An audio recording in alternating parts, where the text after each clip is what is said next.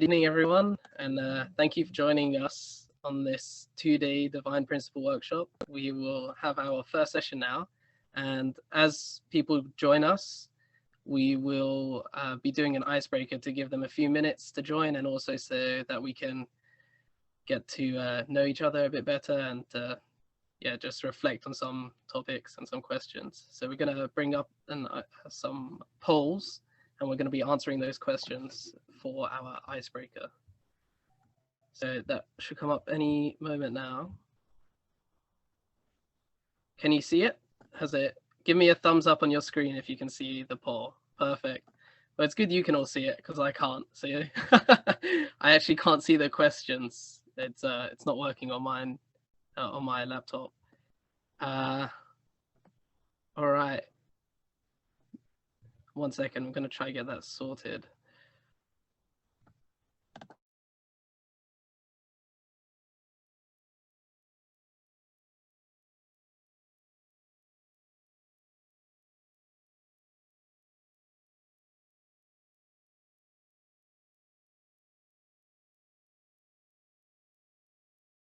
Sorry about that. I have a Chromebook and I think it doesn't work too well with Zoom actually. So I'm probably the only one who can't see the questions. Anyway, I've got them now.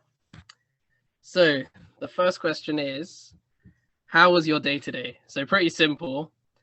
Shouldn't take too much thought, but how was your day today? Was it wonderfully amazing? Was it long and you couldn't wait for the workshop to start, just like my day has been? Was it good? Was it all right? Or has it been okay? Nothing special happened, but this workshop is, I guess, what you've been looking forward to. So let's see what everyone has to say. Get a picture of how everyone's feeling right now.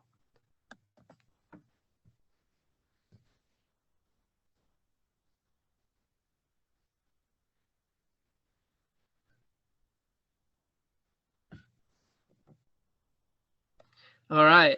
So for this first question, most people say that today has been a good day. So just good so far, nothing special it seems. But you know, good is definitely better than bad. And I hope that we can make it into a great day with today's session and with today's content. And I think, well, I'm sure that will happen. So we're going to turn this good day into a great day. And I'm happy that you're spending that with us. Hopefully it can be a very educational day as well. So for our second question, this also shouldn't take too much thought unless if you come from two places, is where are you from? So are you from Central Europe, North Europe, South Europe, East Europe, Middle East, West Europe, or are you a world citizen? So yeah, I am from North Europe because I live in the UK, but my mother is Hungarian, so I also consider myself Eastern European. So maybe you feel that you can't just limit yourself to one region in Europe and you feel like a world citizen, a global citizen. But we'll see how you guys feel about your identity. Oh, and it seems that today we have a lot of people from Southern Europe. That seems to be the most popular region, closely followed by North Europe and then Central Europe, and a few world citizens or global citizens on the call right now. So that's good to see.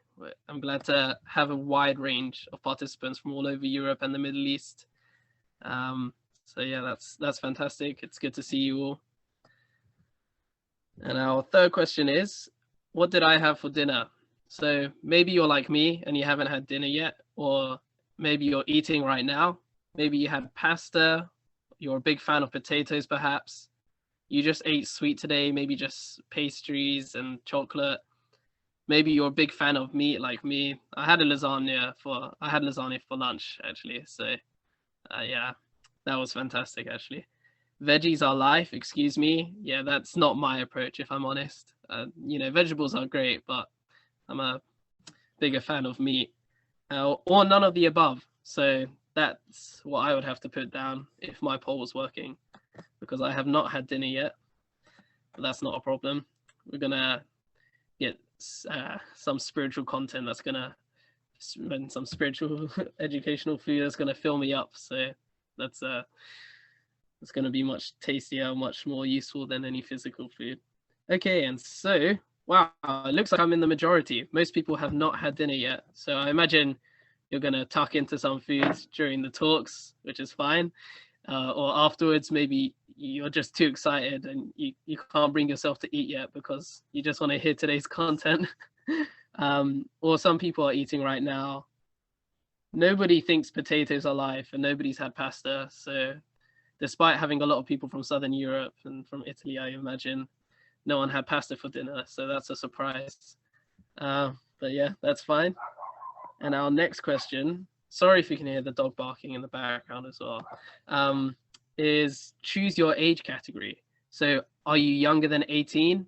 Are you in your 20s, your 30s, your 40s, or do you consider that being 50 and above is the most beautiful age? And this is not just how you feel, this is how old you actually are. So if you're 60 and you feel like you're 20, that's going to definitely skew the results. So let's find out how old you guys actually are and get an understanding of the range of ages that we have on today's call. Yeah, I'm 20 years old actually, so I'll see how many people are my age. I think just flicking through, it seems like we have quite a wide range actually. Some younger people, maybe under 18, and some older participants as well. Okay, actually, turns out no one is younger than 18. I guess we all just look a bit younger than we actually are. We have a few people in their 20s, some in their 30s, some in their 40s, and the majority seem to be in their 50s. So that's fantastic. We can learn from our elders, and but it's good to see that the elders still want to learn as well, and that they're joining our call today. All right, so for our next question, if you could be an animal, what would it be? So would you be a sea seal because I'm friendly and fat? That's an interesting description. A flying bird because I'm free-spirited, a ladybug because after all I am a lady, a big gorilla because we got to have a cool strong animal, or do you feel like a simple cow because I only eat greens? So yeah, I'm definitely not a cow, and I'm definitely not a ladybug as well, but maybe a few of you feel connected to those identities. If I had to choose one, maybe I'd go for a flying bird. I consider myself free-spirited. We'll see how many fellow birds I have on the call. And this is going to be our last question, so let's see those answers. And wow, we have a lot of flying birds actually.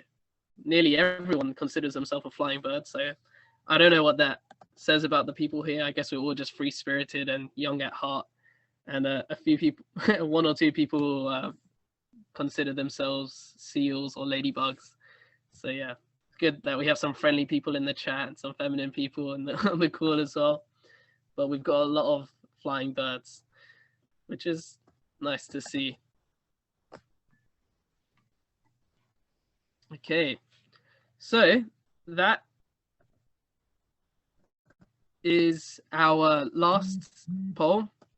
So yeah, thank you for participating, and welcome to everyone who joined during that icebreaker.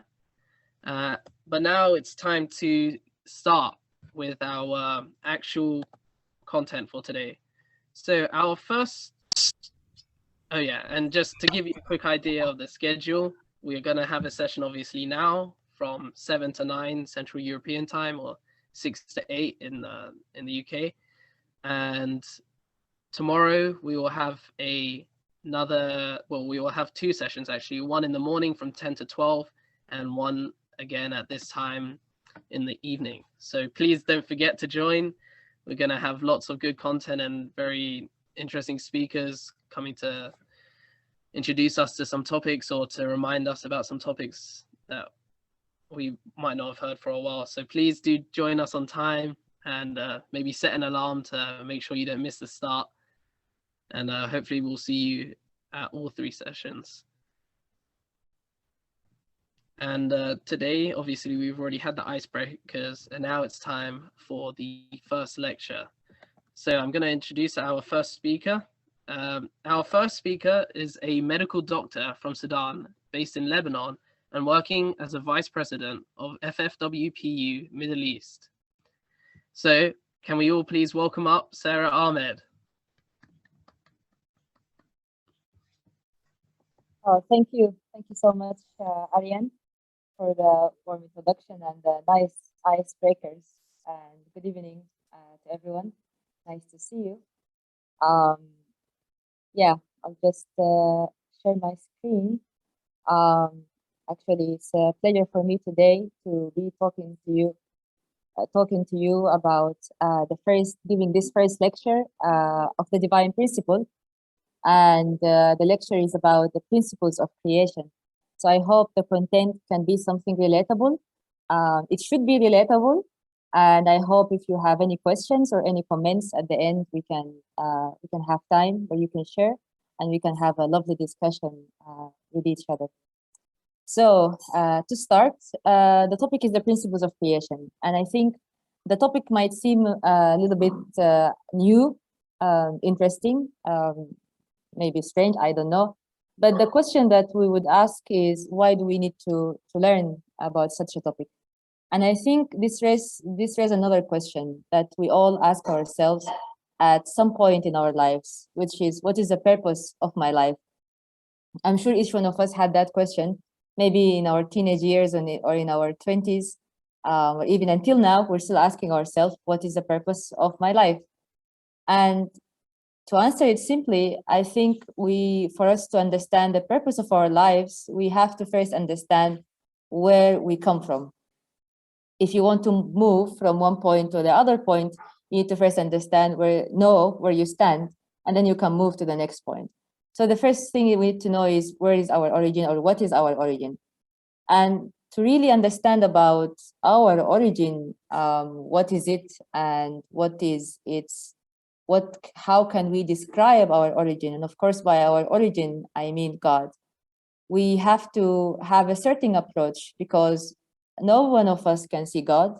We don't see the higher power that is moving everything in the world, or even the principles behind what we see in creation. We cannot see it. But one way to approach it is this method of analogy.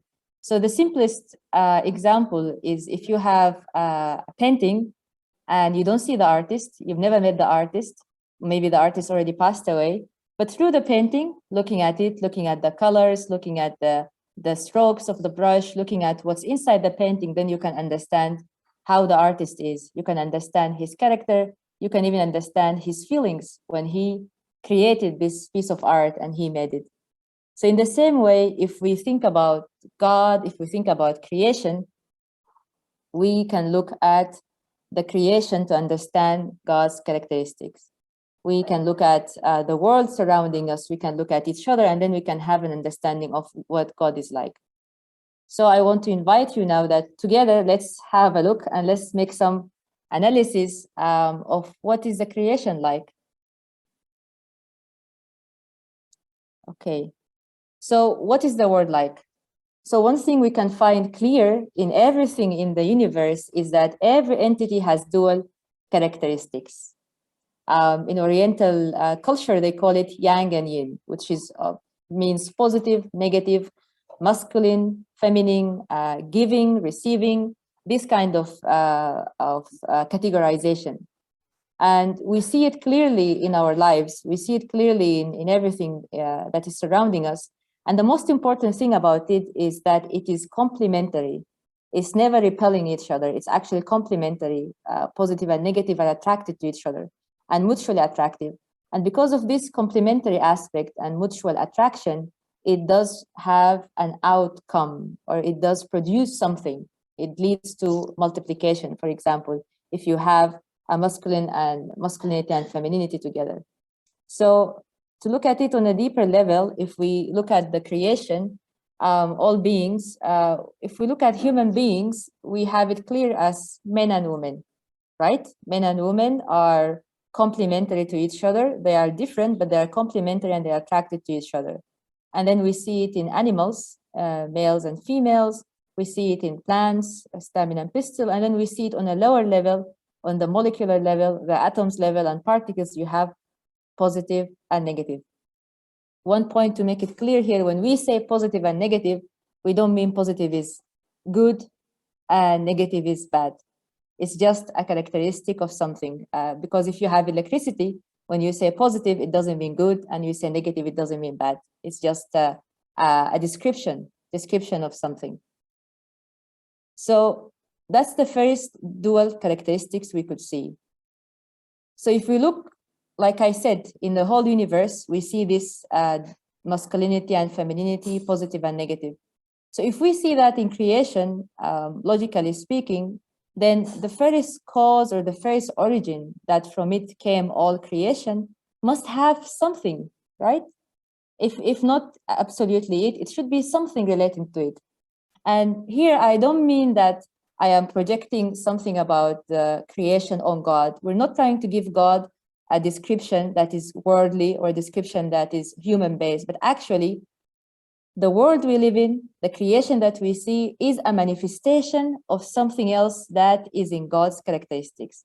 So here we are talking about original masculinity that's in God, original femininity that's in God, that we don't know how it looks like. We don't know exactly, it's not tangible, we don't see it.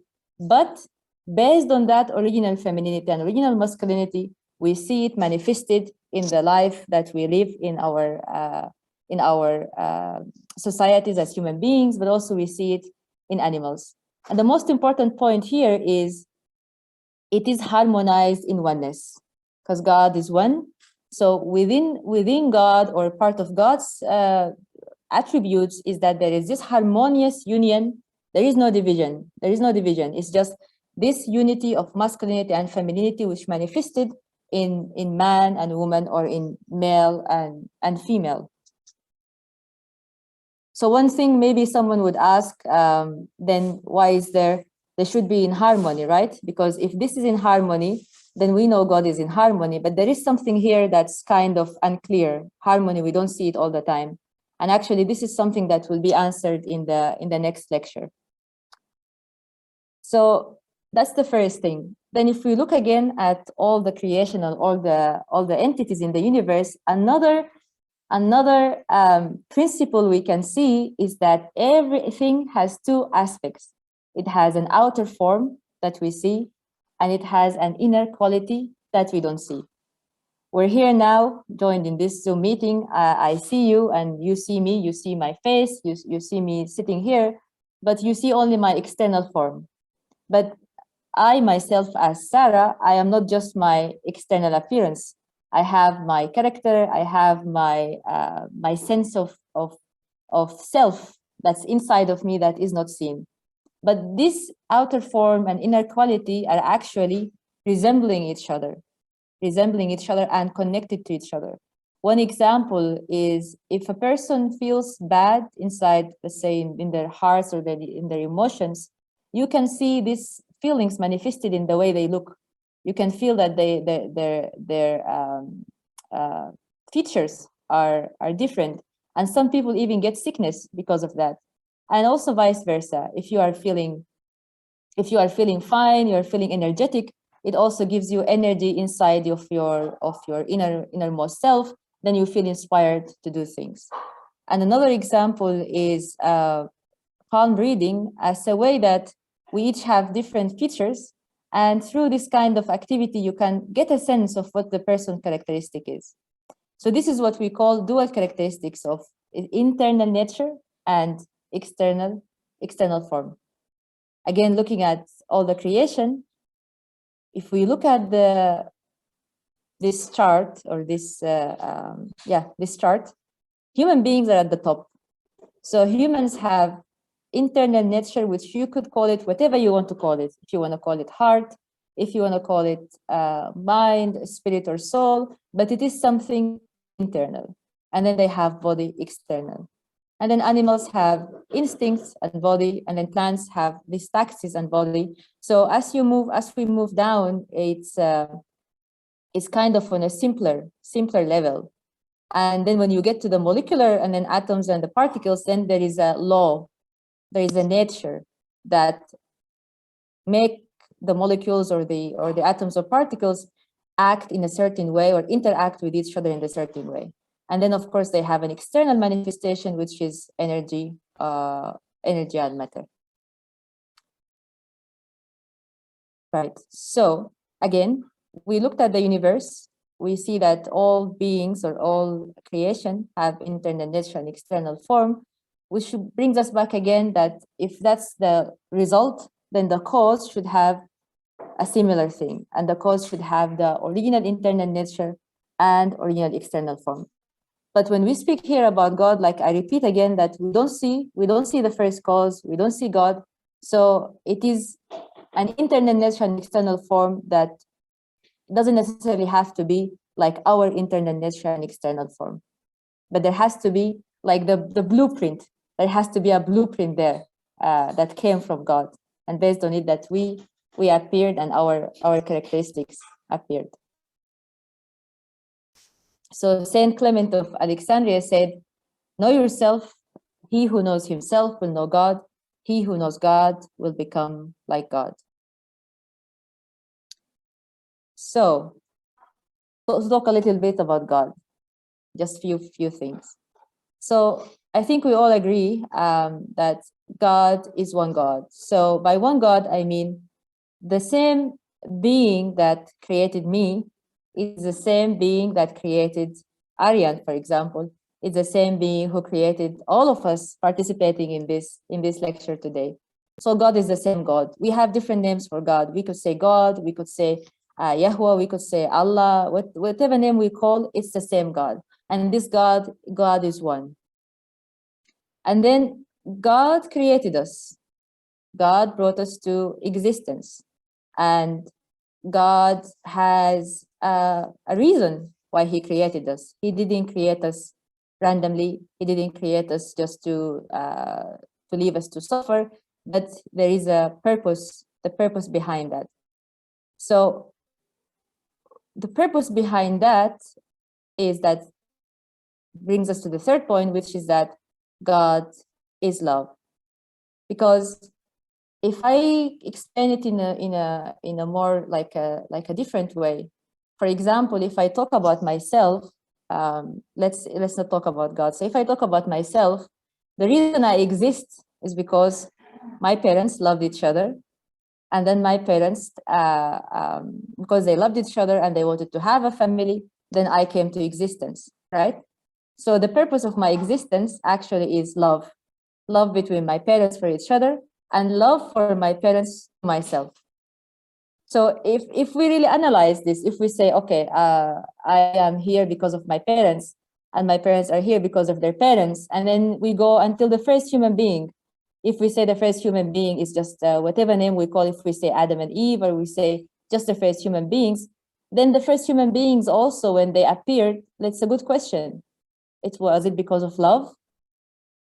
Why did they appear into the world?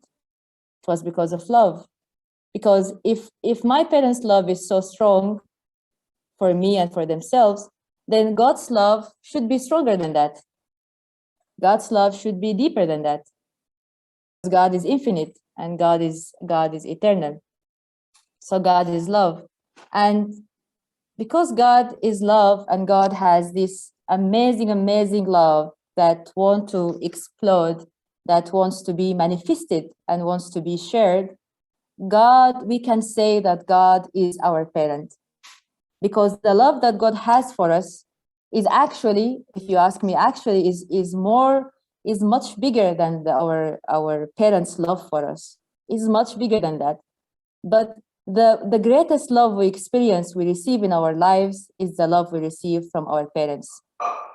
So the closest analogy to the love that God has for us is the love of our parents. And even in some of the scriptures, It says, even Jesus Christ, he used to call God our Father who art in heaven. So Jesus called God Abba, which means Father. And also in the Quran, it mentioned that when God told the angels that he's going to, when your Lord said to the angels, I'm going to place in the earth a Khalifa or Khalif. This actually is a very important point, because Khalifa is a word that comes from, means my heir, which means the person who inherits from me. It doesn't say son or daughter, of course. Of course, God doesn't give birth physically, because God is not a physical being. But Khalifa gives it a different dimension, means heir, means someone who inherits. And honestly speaking, who is the one who inherits from their parents, from another person? It's the sons and daughters who inherit from their parents. So we could say God is our parent, or God is our heavenly parent, because God is in heaven. We don't see God. So again, just to repeat again, God is heart, and we can see quotes from the Bible as well, from the Old Testament, that the heart is important. That the heart is God's heart is important. To quote the first quote from Job, "What is man that you make so much of him, and that you set your heart on him?" You set your heart on him, on God. Okay. So we said God has this love and these amazing emotions that he wants to give and share. But why does he have to share it? Why does he have to have other beings to share it with? It's because through relationship with another entities or another creation, that God can experience joy. That this relationship is very important. And we ourselves as human beings, it's very clear in our own lives that alone we are not happy. Yeah. I mean, some people might say, if I am alone, I am the happiest. But I think that happiness is temporary. I don't think it's true happiness, because people are always longing for someone to interact with. And this characteristic that we have, or this aspect that we have, is actually coming from God himself, because God created us to experience joy with us. God saw everything that he had made, and behold, it was very good. It was very good. It was very beautiful. It was very joyful. And God could share his love with someone, to give his love to someone, but then to experience joy with that someone. And even in our own lives, we ourselves, we do find that this joy is produced in relationships, like I explained. Even the simplest interaction with the simplest thing can bring you joy. So imagine how it is when you interact with other beings. So even interacting with this beautiful rock can give you joy, because you see, oh, it's beautiful, it looks nice, and it has a nice color. And interacting on a higher level or a deeper dimension, if you see this beautiful flower, then it gives you even greater joy, because you see an even deeper beauty. You can smell the fragrance, and you can see the plant itself growing, and you can watch it as it responds and grows. Then going to a more deeper level with animals, it's even different. If you have a dog or a cat, you see them interacting with you. They receive love. They express love in their own way. They express emotions. They express their happiness. They express their sadness. But still, there is an element missing, right? It's still not so satisfying, because you can't have a conversation with the animal. You can only try to guide, and you can only try to play with, but you can't have that on the same level interaction. Then brings us to the deepest level of interaction. And this interaction comes from our relationship with other human beings, our relationship with our family members, with our friends, our neighbors, our colleagues. This brings us one of the greatest joys. Yeah, because we can learn every day, our hearts expand, Every day we experience a new emotion, and every day we can share love with each other and experience this joy with each other. But then another last level deeper is that also on among this relationship between human beings, a more deeper one is the relationship between a husband and wife, or a man and a woman, husband and wife. And this is actually very interesting and very important point. Why is it so important that this relationship between a husband and wife, or man and woman, is important? Because we just mentioned that there are dual characteristics that we have.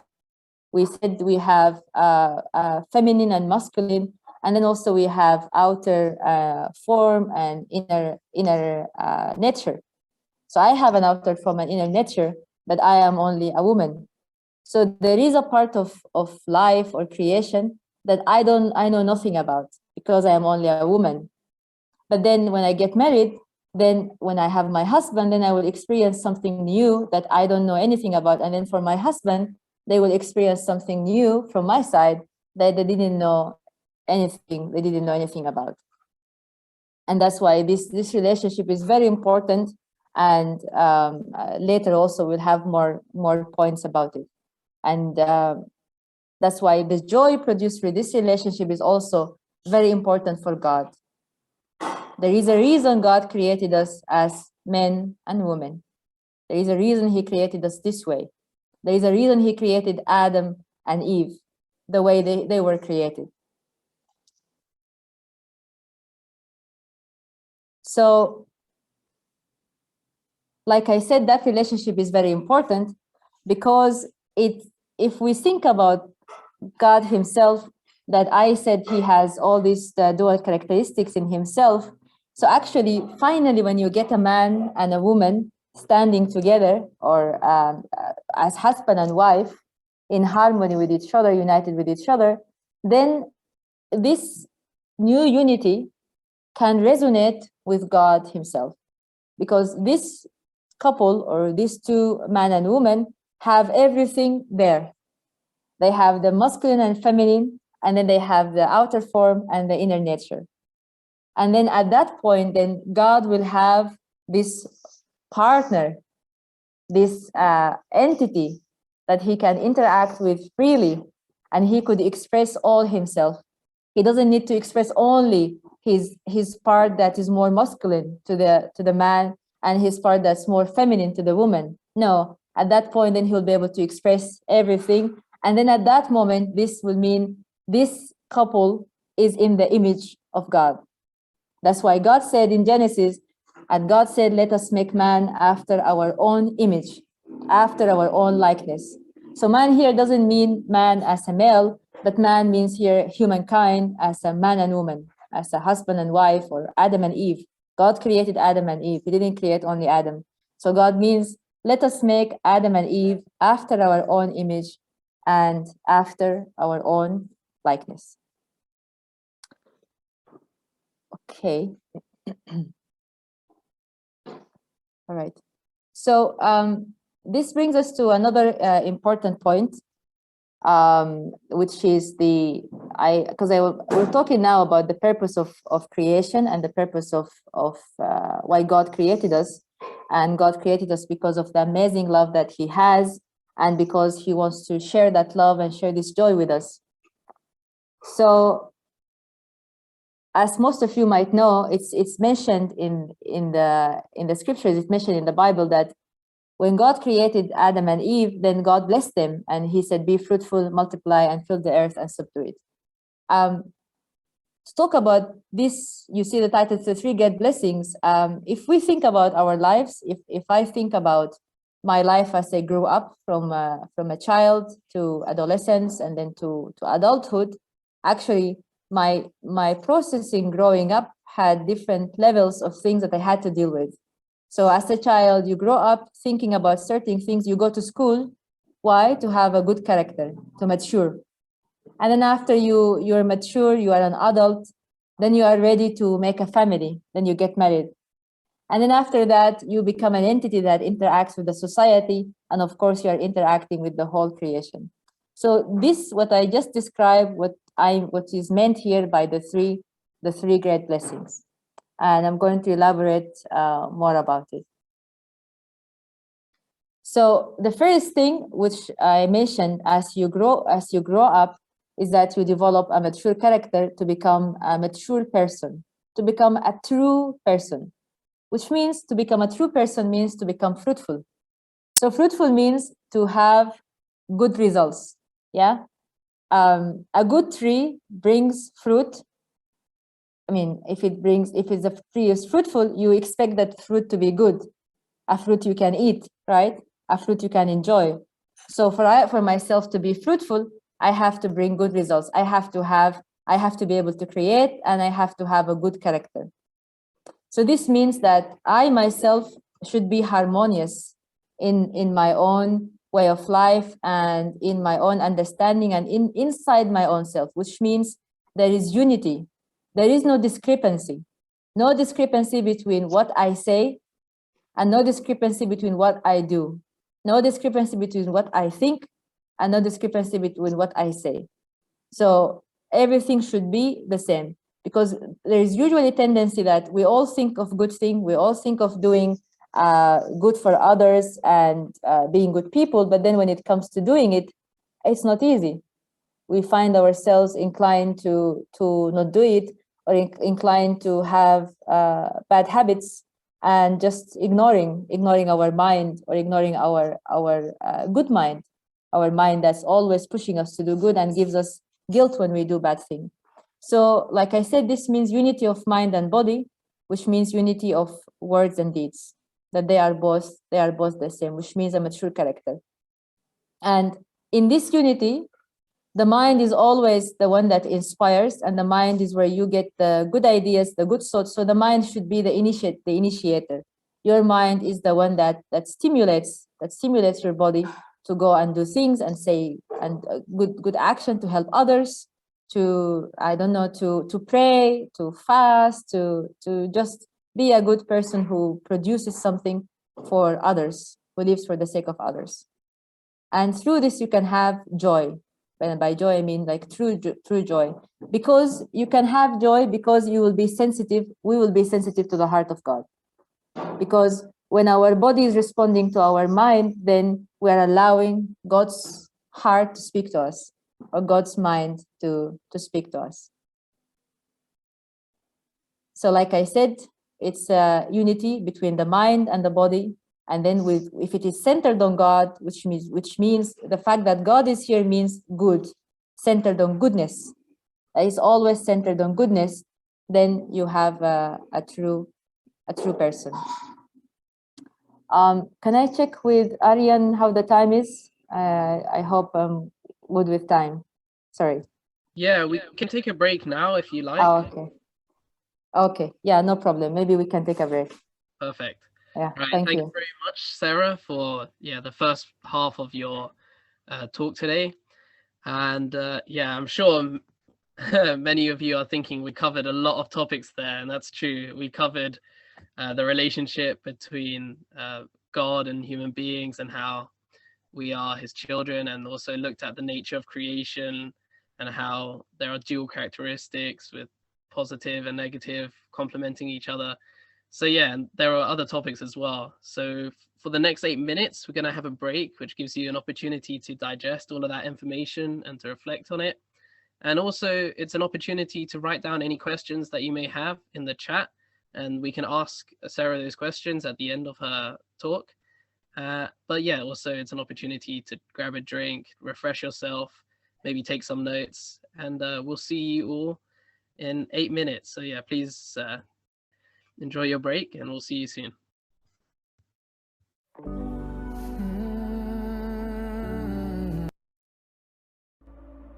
Have you been praying and you still have no answers? Have you been pouring out your heart for so many years? Have you been hoping that things would have changed by now? Have you cried all the faith you have through so many tears? Don't forget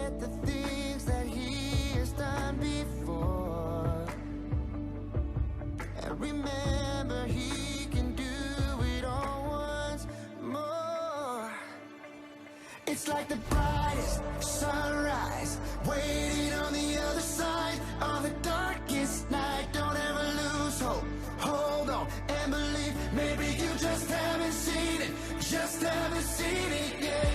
You're closer than you think you are, only moment from the break of dawn. All his promises are just up ahead. Maybe you just haven't seen it, just haven't seen it yet.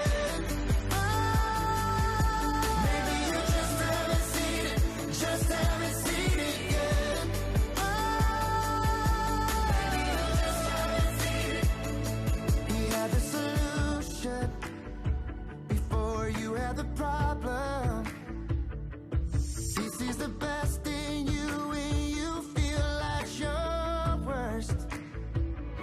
So in the questioning, don't ever doubt his love for you, 'cause it's only in his love that you find a breakthrough. Oh, it's like the brightest sunrise, waiting on the other side of the darkest night. Don't ever lose hope, hold on and believe. Maybe you just haven't seen it, just haven't seen it yet. You're closer than you think you are, only moment from the break of dawn. All his promises are just up ahead. Maybe you just haven't seen it, just haven't seen it yet. Maybe you just haven't seen it, just haven't seen it yet.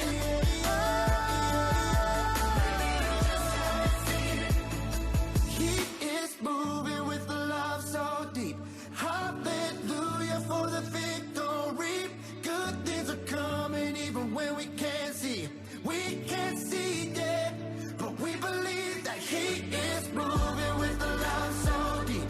Hallelujah for the victory. Good things are coming even when we can't see. We can't see yet, but we believe that. It's like the brightest sunrise, waiting on the other side of the darkest night. Don't ever lose hope, hold on and believe. Maybe you just haven't seen it, just haven't seen it yet. You're closer than you think you are, only moment from the break of dawn. All his promises are just up ahead. Maybe you just haven't seen it, just haven't seen it yet. Maybe you just haven't seen it, just haven't seen it yet. Hold on, hold on, hold on.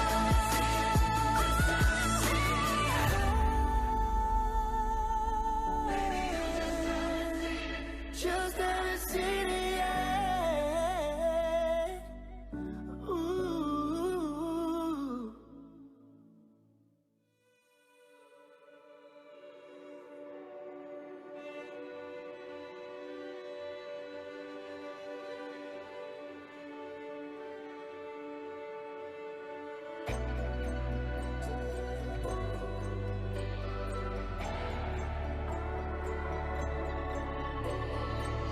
Heartbreaks a bitter sound. Know it well, it's ringing in my ears, and I can't understand why I'm not fixed by now. Begged and I have pleaded, take this pain, but I'm still bleeding. Heart trusts you for certain. Head says it's not working. I'm stuck here, still hurting, but you tell me you're making a masterpiece. You're shaping a soul in me.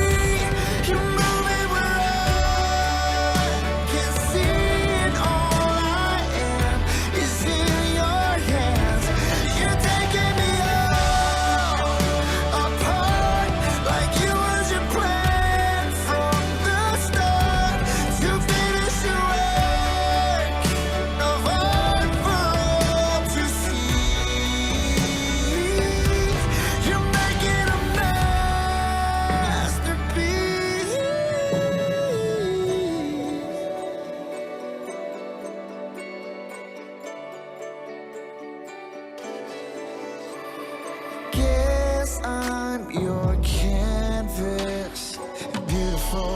black and blue, painted in mercy's hue. I don't see past this, but you see me now. Who I'll be there, there at the end, standing there as your masterpiece.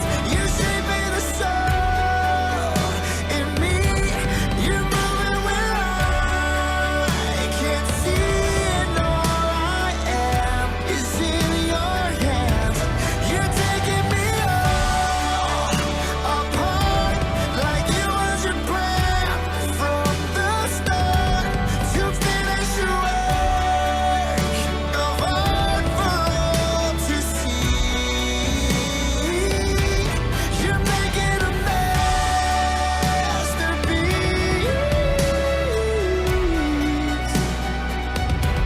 You're making a masterpiece.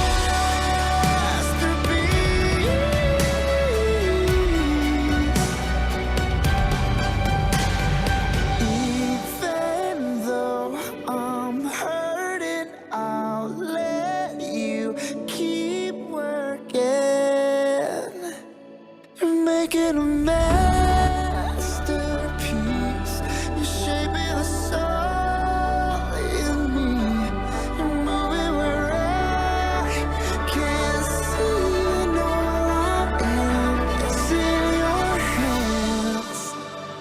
You're taking me all apart, like it was your plan from the start to finish your work of art for all to see. You're making a masterpiece.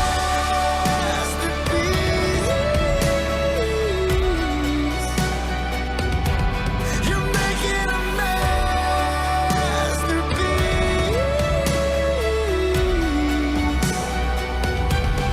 I'll be your masterpiece.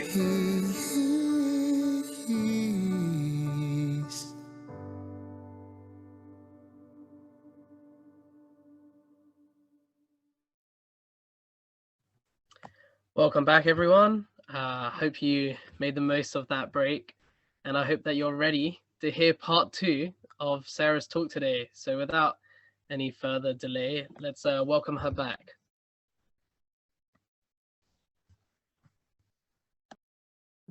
Thank you. Thank you very much, Aryan.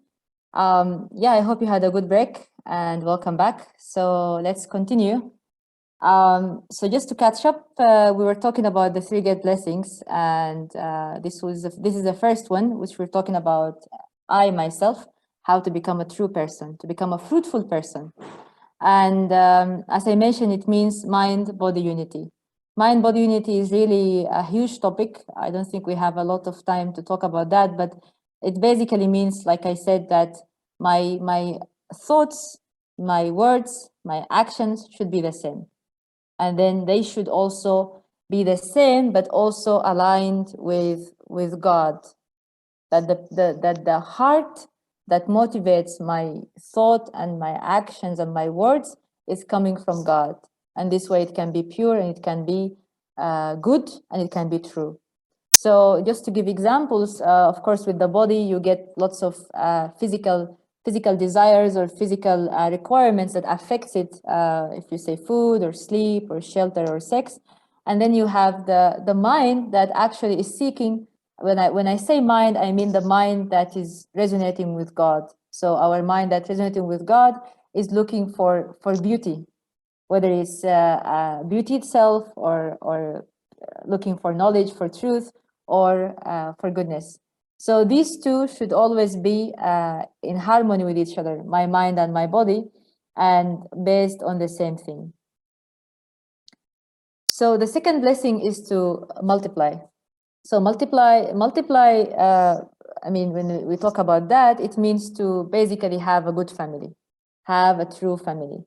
So basically, it means once I have this in myself, I want to multiply this goodness that I have by finding a partner who resonates and has the same goodness. And then we can multiply to the world by raising children who have the same goodness. And then those children will be raised up, and then they get married, they go into the world, and then this affects the society. You get a good society, you get a good nation, and you get a good world. That's why the family is important. That's why the family is really important. And the basic constituents of the family is the man and the woman. And like I said again, that's why the relationship between man and woman is very, very important and is very crucial to be harmonious. And in the family, you can experience all the love that you will experience throughout your life. In your family, you receive love from your parents.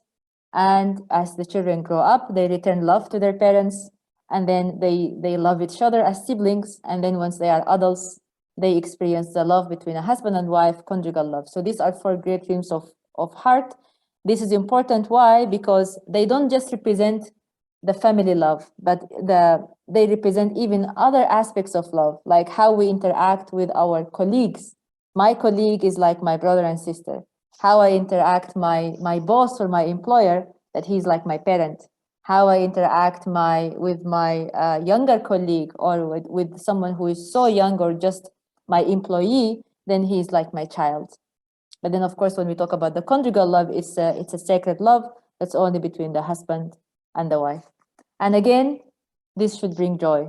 You see, joy is very important. But joy means joy that is resonating with God, joy that brings happiness to God Himself.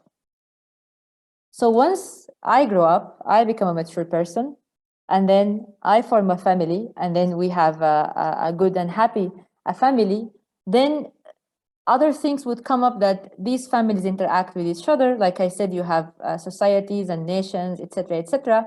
But also here comes another dimension, which is the rest of the creation. Because once we achieve the fairest purposes, or we say the fairest blessings, then we get to the point where we have to also take care of the creation, manifest this love that we experience in our lives, in our love to all creation, our love to all the world, and then we have a beautiful world. These three blessings or three purposes don't have to go first, second, third, of course, because our lives are interacting with each other and intertwined, so they can go parallel at the same time. And we see that through our right to take dominion or to take care of the creation, then we inherit God's creativity. We become the representatives of God to take care of the creation. We become the lords of creation. And again, we produce joy, and we live in harmony. So what was God's original ideal? God's original ideal is that He has people who have unity within themselves. So basically, it's unity within myself, or peace within myself, unity with others, peace with others, and then unity with the world, and then peace with the world, and ultimately joy, bringing joy to ourselves and bringing joy to God. So like I said, there is always a growing process. Things don't happen just naturally. Like I just spoke about the ideal, but this ideal, if even you say we don't see it at the moment, but if we want to make this ideal true, it takes time. It does not happen in an instance. It takes time.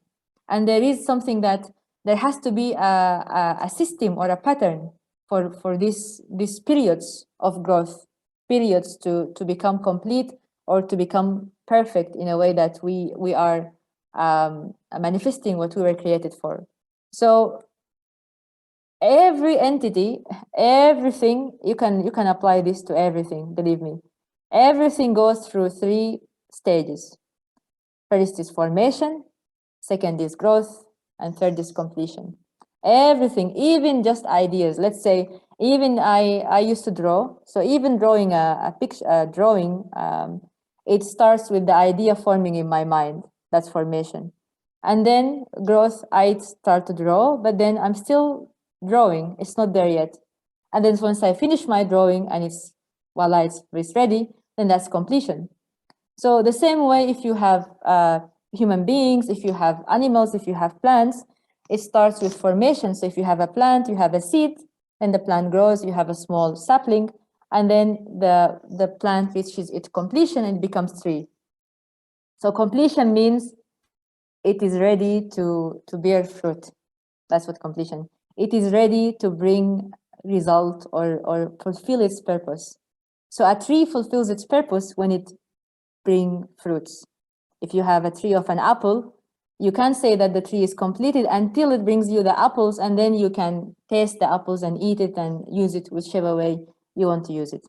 So as human beings, we also have the same process. We are formed, and then we are children, and then we grow up through our childhood, our adolescence, our youth, and then we become adults, right? So important point here is that this period of growth, it's called the indirect dominion. And I'm going to explain in a few minutes why it's called like that. Indirect dominion, which means a time where God guides people through his word. So indirect dominion means our interaction with God is indirect. Why? Because if you have a child growing and then reaching adulthood, and I said that this is completion, then completion means it's ready to bear fruit. But then to be ready to bear fruit means to be ready to make a family, be ready to start anew, to bring a new seed, to complete the cycle. Because the tree completes the cycle, bears fruit, and then you start seed again. So adult bears fruit and then complete the cycle and then have children and then start again. But until reaching that point, it's indirect dominion. Because why? Because we mentioned already that God has dual characteristics. God has femininity and masculinity in God. So for God to interact directly, absolutely, he needs the partner that he's interacting with to have all the characteristics we spoke about present. And as one person, as adults, we don't have the complete characteristics to resonate with God.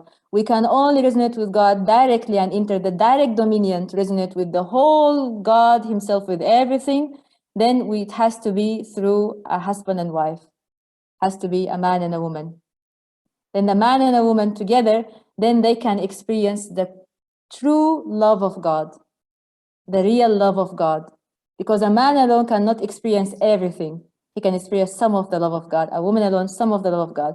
So that's why when that happens, then man and woman enters the direct dominion of God, which is a dominion through love. But any point before that is not dominion through love, because it's not that God doesn't love, but because we can't experience it 100% because we're not there yet. So that's why we can only be guided by the word of God. This is a very important point. Please keep it in mind because it will come up tomorrow. It will come up again. So God is love. We know from the scriptures, God is love, and he who abides in love abides in God. So again, principles of growth, just to kind of summarize this, that living things, to look at it from a different perspective, actually, sorry, it's not summarizing, that living things generally automatically reach perfection through the laws of nature. So basically it means I myself, my physical being or my body reaches perfection through the laws of nature. So that's living things in general. But human beings, they have another aspect. They have their internal aspect that's different from other creation. Because human beings have the awareness, and then they have the awareness comes with it responsibility. If you are aware of what you're doing, then you're free to do what you're doing, and then responsibility has to come. So that's why when people grow, they grow naturally externally, but internally they have to invest. Their parents have to invest in them in the beginning, and then as they grow older, they have to invest. And this is very important because we have human responsibility. We have human responsibility, which means that God, of course, God is absolute, God is all powerful, God is almighty. If God said something will happen, it will happen, no matter what. But God made it in a way that we are responsible, so we have to contribute to this happening. And it's a very small contribution. But most of the contribution is coming from God because of God's grace and God's work in us. So the important part here is we have to have faith in God. Faith in God is important, prayer is important, but also our responsibility is important, that we ask and then we will receive, that we do and then we will receive what we are looking for, and we will see results when we do. And responsibility is important because we have to understand also later on, why is the situation we are in at the moment the way it is, why we are living in such a world, and what are the consequences. So to quote again from the Bible, "Behold, I set before you this day a blessing and a curse. The blessing if you obey the commandment of the Lord your God, and the curse if you do not obey the commandments of the Lord your God." So it's very clear. If you take responsibility and obey the commandment, then you are counted for it, and then you get the blessing. But if you don't obey it, you ignore it, then you will receive the opposite, and then you will receive a curse instead of a blessing, which means we are definitely free and we are definitely responsible. So why we got that, why we have freedom and responsibility? It's a simple question, because we are to be creative, because we are not robots. If we don't have freedom and responsibility, we become like robots. And if you have robots, I think that's very boring. If God created us as robots, if God knew what will happen, if God knew everything and we had no choice and no freedom, then it would be very boring for God, because he already knows what will happen. He already knows everything. And then we wouldn't have the capacity also to be creative and to become as children of God and receive God's love. And of course, it's also for us to become Lord of creation, because in the scripture they say that God entrusted human being to take care of the earth, or to take care of the Garden of Eden. All right. So we spoke a lot about the dual characteristics, and we spoke also at the last part, the second dual characteristic is that we have spiritual or internal aspect, internal nature, and then we have an external aspect, external form. So this is very important in a way to understand the reality of the world that we live in, because many times we don't see what's behind. We only see our surroundings. I mean, sitting here, I only see my laptop and I see you through the internet. But there has to be something else behind. There has to be another dimension that we are not seeing. So now we're going to talk a little bit about that part. So, like I said earlier, we all go through stages. We all go through formation, growth, and completion as a period of growth. Actually, not stages, periods of growth. But this also gives us an idea that it's not just periods of growth, but we also grow through stages in our life. Which means the first stage, we are in the womb. We are created, we are created, and we are an unborn child, and this child stays in the womb for 40 weeks. And it's quite interesting because this child staying in the womb, in this swimming in this fluid, and has no awareness what's behind, has no awareness that there is a totally amazing world outside. He has no idea. And he has even no idea that he's inside of another human being. No idea. And then this unborn child goes through an experience which is like dying.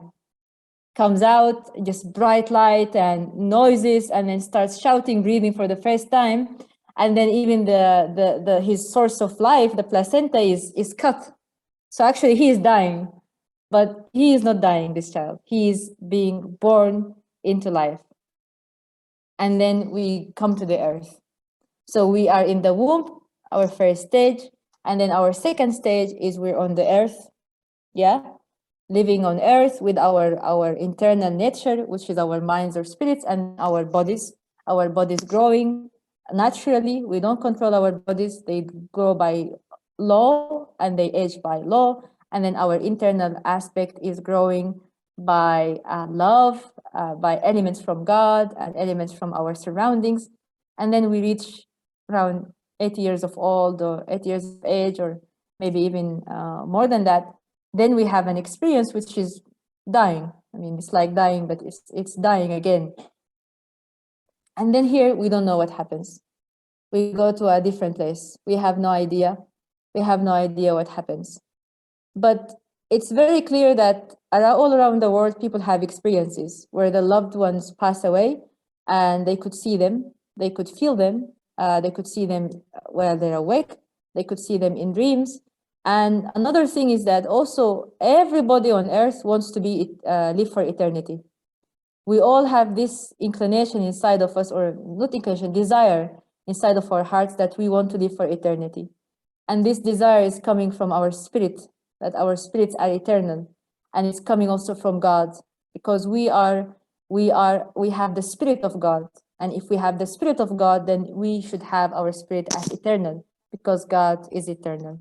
And then we go to the spirit world, whatever dimension it is, but there's another dimension, and that's our final destination, which is for eternity. So this part here is makes it clear that human beings are very special or very important, because human beings, they are in the middle. God created us to be in the middle, to have the spiritual aspect, but also to have the physical aspect. That we are like the microcosm. We are the microcosm of the whole universe, because God created the universe with a spiritual, because the angels were there. The angels were there from the beginning. So the spiritual realm was there. There's angels. And then the physical realm was created. And then inside the physical realm, we find the other creatures. So we have the angels and the spirits and our ancestors. They're in the spiritual world. And then we have animals, plants, and minerals. They are on the physical world. But only human beings are in the middle. Only human beings have both connection to the spirit world and the physical world. And that's why it's a special situation. That's why only human beings can become the lords of the creation, because they can occupy both dimensions. And because of our body, we are able to develop, we are able to change, we are able to become different. So we have body, external form, with the body and with the intellect, with way of thinking, which is say physical mind. And then we have internal, we have spiritual aspect, which have also spiritual body, whatever that is. We don't know, we don't see it, but there should be spiritual body, and also a spiritual mind that is correlating with the spiritual, with the physical mind.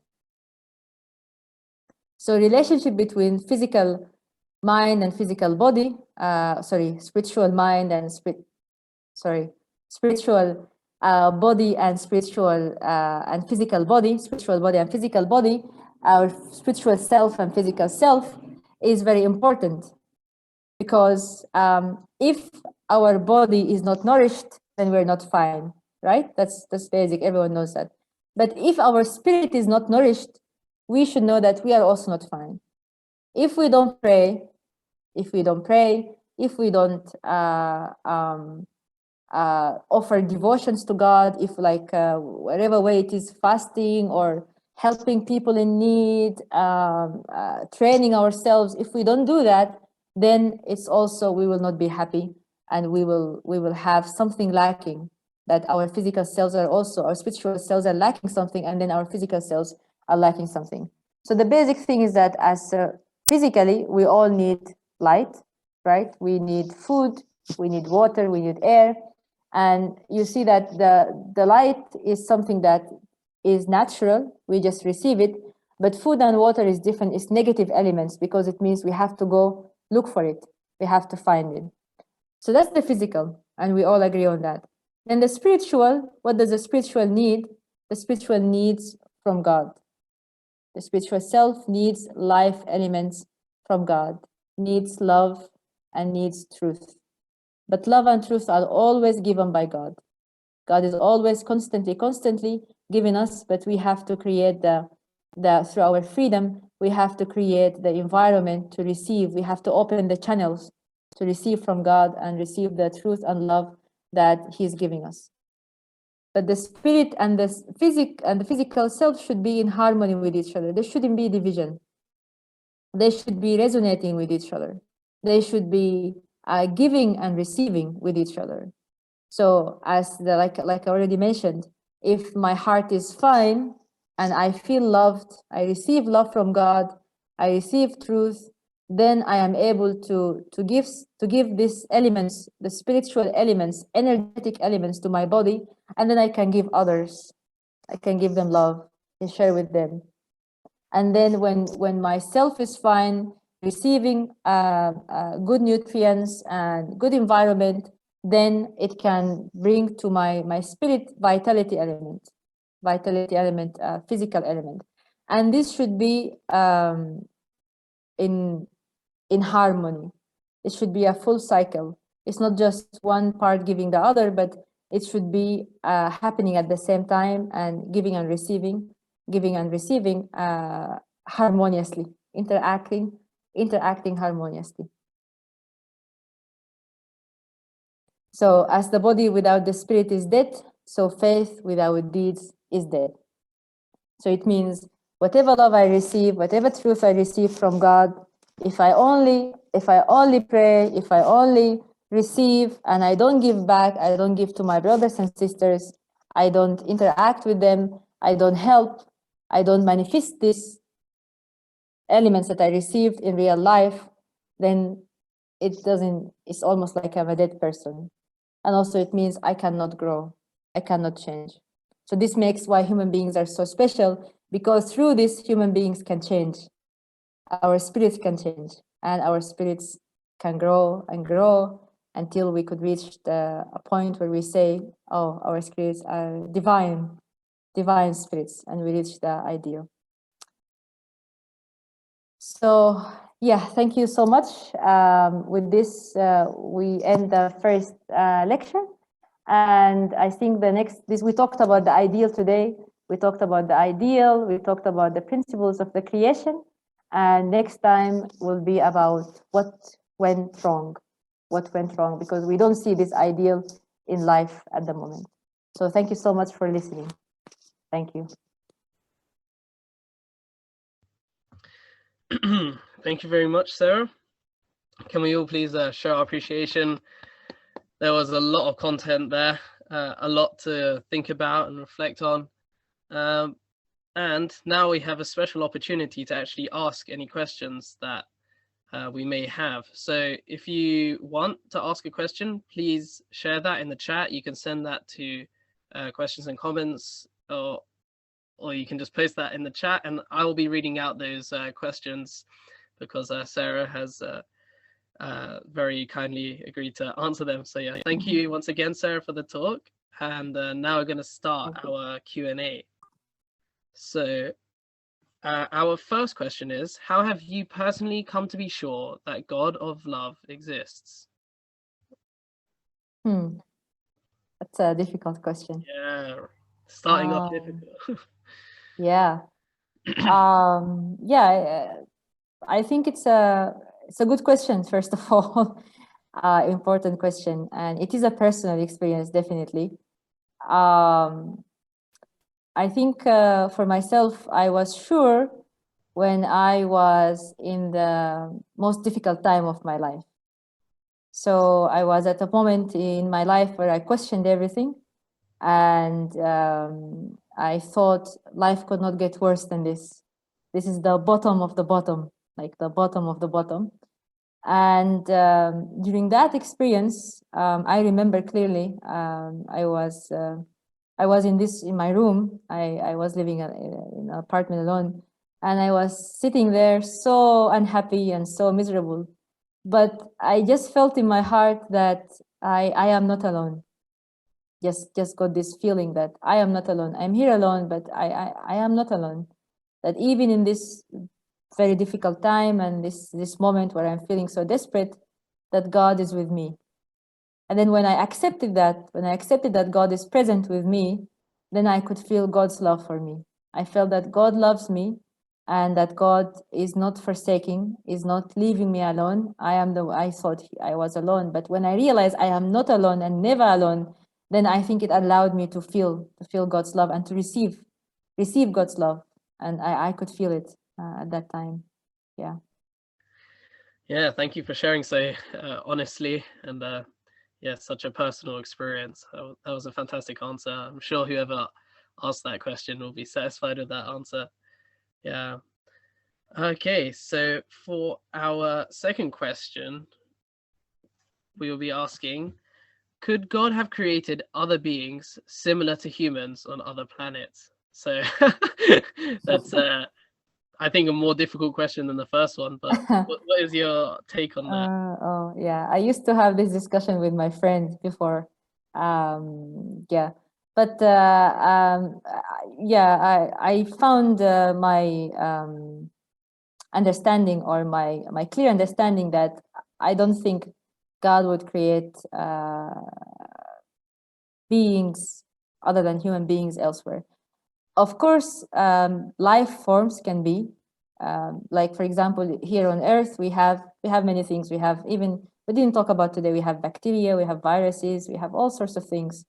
But on the level of the value, and the level of the awareness of self, and the connection that we have with God, because if we really think it's so precious, it's almost like, if you have so I give an example. If you have parents, and then they have children, and they love their children, they wouldn't be thinking of having children somewhere else, or they wouldn't be, that idea wouldn't come to them. Because if God really loves us, and God really loves us as a parent so deeply, then this connection that we have with him, which is so special, it would be just between us and God. There wouldn't be any other being that has that same connection. Of course, there could be something primitive. I don't know. I honestly don't know. That's just my understanding. But I personally don't believe that there could be, like when we say in movies, intelligent beings. It doesn't make sense. If we really believe that God loves us that much, I don't think he would create another intelligent being, at least not with the same value or the same elements that we have. Yeah. Yeah, I think that's a very good answer. And until I see some intelligent beings on other planets, until I see that proof, I think I'm gonna have to agree with you. Mm. Our third question is, what kind of person is the perfect person? So what does it mean to be perfect? Mm. So meaning perfect, sometimes language confuses us. So perfect doesn't mean someone who doesn't do wrong. I think that's something not to get confused. That's not what it means. So perfect means, like I said, if let's say I have my phone. So my phone, it would be perfect only when my phone fulfills its purpose. So if my phone, the person who made the phone can only decide. Has to be the person who made the phone can only decide what's the function of the phone. So this phone was made by a company, and if this phone fulfills all the functions or aspects that the company made for the phone, and then it does it perfectly, or does it without any disruption, then this phone is perfect. So the same thing also with a key. If you have a key and this key is working properly to unlock the door, then it's perfect. So human beings, if I knew what is my purpose of creation and I fulfill that purpose, then I am perfect. But doesn't mean I cannot make mistakes. We can make mistakes. There is nobody who doesn't make mistakes. But it means I am fulfilling my purpose, and also means making mistakes is okay, but not doing something harmful, like something that's defeat the purpose. So the purpose is good, yeah.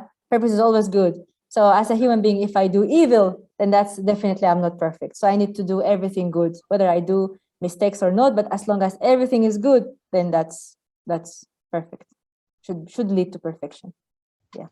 Yeah, I really like that definition of perfection, because I think often when we hear that word, we start to have unrealistic expectations, and then it feels difficult to live up to those expectations, that we're never going to make a mistake and we're going to be perfect in every Super. single way.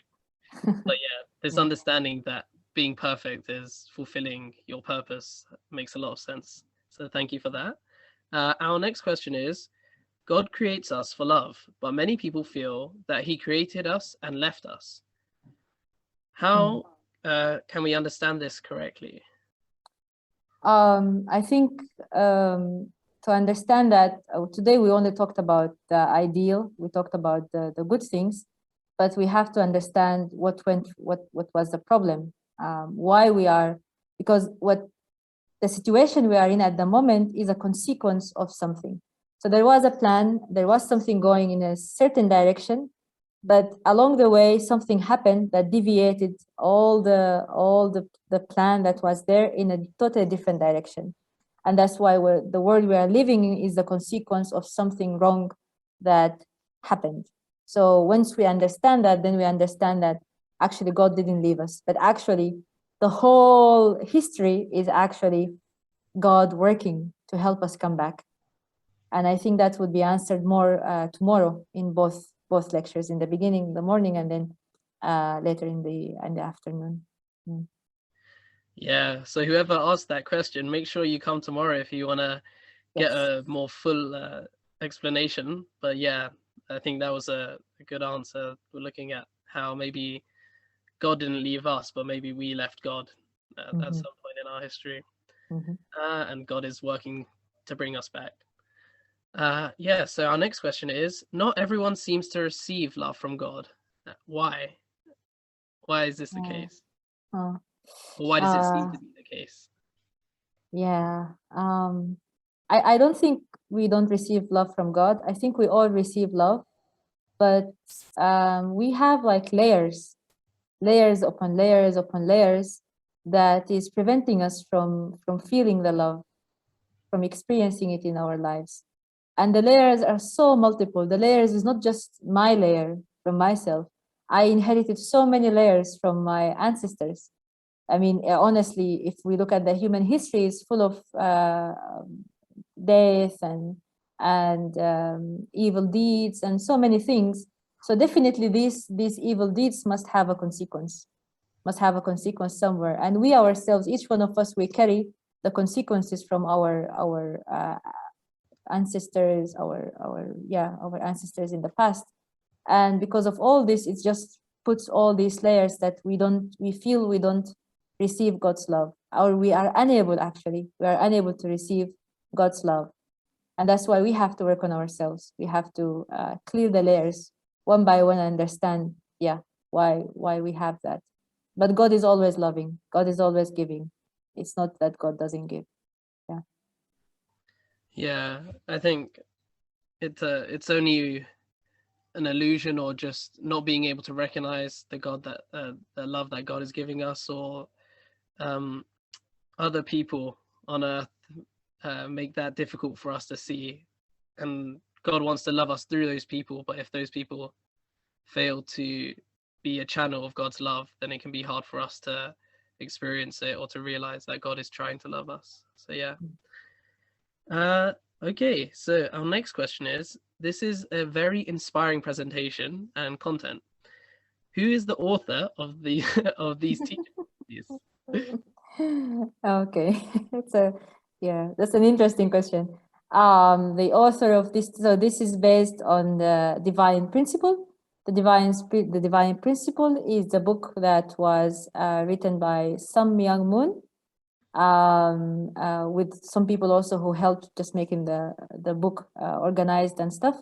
But the main thoughts and explanations are from him. For Sam Myung Moon, he is a Korean man who actually already passed away more than 10 years ago, and actually less than 10, almost 10 years ago. And the book came from a deep spiritual experience, a very deep spiritual experience, because he was 15 or 16 years old, and he was praying so desperately about the world and about the difficulties that are happening and the suffering that he could see, because he experienced in himself a deep suffering, a deep heartache in his family, with number of his family members passing away.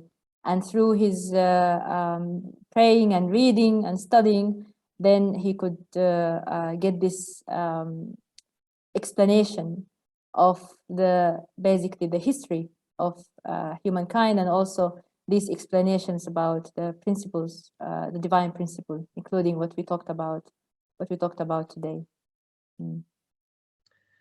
Yeah, thank you. I think it's important to know who taught these teachings initially, and so if people feel inspired or they want to find out more, they can do some research. I'm sure if somebody invited you today, they can point you towards some more content, or maybe even give you a copy of the Divine Principles so that you can read it for yourself. So yeah, thank you for that answer. Our next question is, do you believe that God became a man in Jesus Christ? Okay. God manifested himself in Jesus Christ, because Jesus Christ represents the Word of God. Even in this is clear from the Bible, but also in the Quran, there are some verses that says that Jesus was created as the Word of God, and Jesus is like Adam. So I believe that Jesus represents the characteristics of God manifested in a human being, but Jesus himself is still, or Jesus Christ himself is still a human being. He's a human being, but he's a human being who could attain the perfection, or could get to that point, who could really fulfill get to understand the heart of God completely without any barrier, no barrier between him and God. And that's why he was the Word of God, that he was the spoken word of God himself. Yeah, I think that connects really nicely to the presentation that you just gave, because you were talking about how God is our parent and how obviously we're meant to develop this relationship with our parent, and children resemble their parents, right? Yeah. So if Jesus was a man who came to resemble God, then it makes sense that God can be seen in Jesus Christ. So yeah, thank you for that explanation. And our very last question is, how can we help people to connect with God and remove these layers?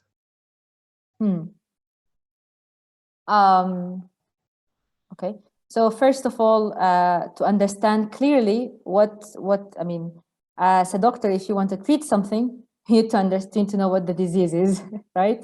So for us to connect with God and fix the problem, we have to first understand what is the problem, and then once we understand that completely, then we can have the methods to solve it, to solve the problem.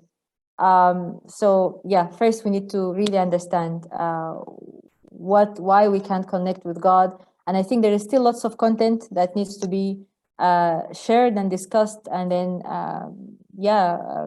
talked about, digested, and then after that, to put it simply, to answer the question, that the problem that we are in is a problem that started between a man and a woman. Adam and Eve. That's where the problem started. Yeah, Adam and Eve, from the scriptures. It's in the Bible. It's in the Quran. It's in the scriptures.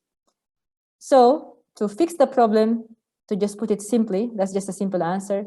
We need a man and a woman.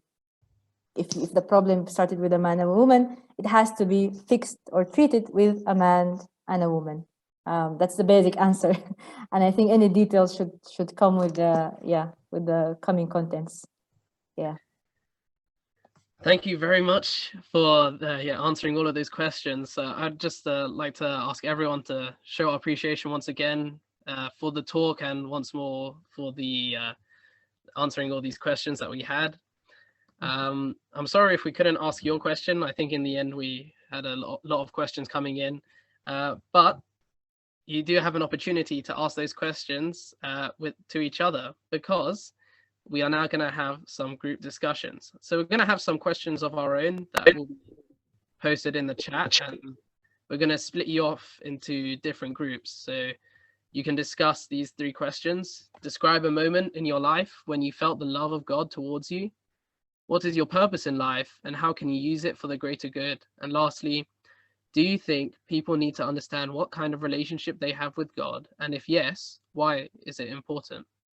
So those are our 3 discussion questions that you can start with, but feel free to just let the conversation flow naturally. And if you have any questions of your own based on the content and you want to discuss that in your group, please do so. I think these discussion groups will last for around 20 minutes, and then we'll meet back up to conclude together as a group. So yeah, I think soon you'll be invited to join a discussion group, and we'll meet up all together.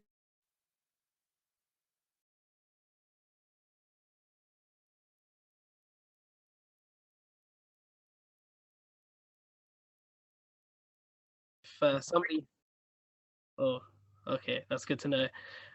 If somebody has something that they'd like to share that they discussed in their breakout room, I'd be really happy to hear that. So does anyone have something that they'd like to share with the group based on their discussion? I think we have time maybe for just one person to share. So if you have that urge to say something, please seize the opportunity.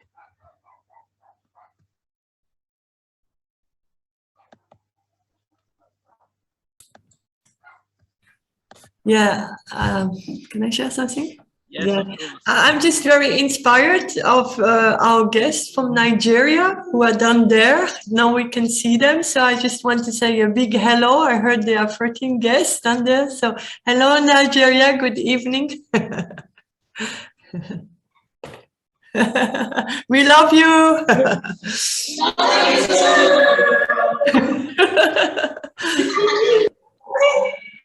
That was cool. I didn't realize we had people from all over. That's really cool, actually. We've got people from Europe, from Africa, from the Middle East. So it's a global gathering. So yeah, it's nice to see so many faces. And yeah, I hope you all enjoyed your discussions. I had a really good discussion actually with my group. We yeah, covered some really important topics and got to understand each other's perspective of God and our relationship with him. So yeah, I hope you guys had similar experiences as well. But now we are going to go over some announcements. So as you can see, we're coming towards the end of today's session. It's been ticked off. So well done for making it to the end of today's session. And thank you for sticking around to the end.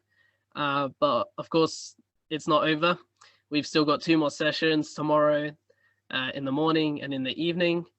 And yeah, please be there for the start of the first session at 10 o'clock Central European time.